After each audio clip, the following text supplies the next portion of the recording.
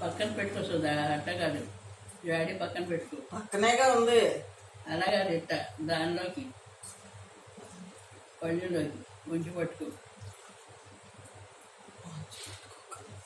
తెచ్చేసేయి. కింద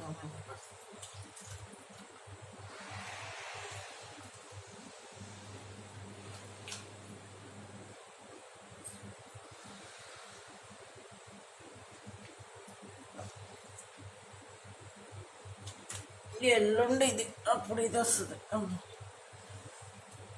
మా ఆఫీస్లో కలిపి అన్నం వండి అందరికి ఆ పళ్ళెల్లో కలిపి పెట్టా.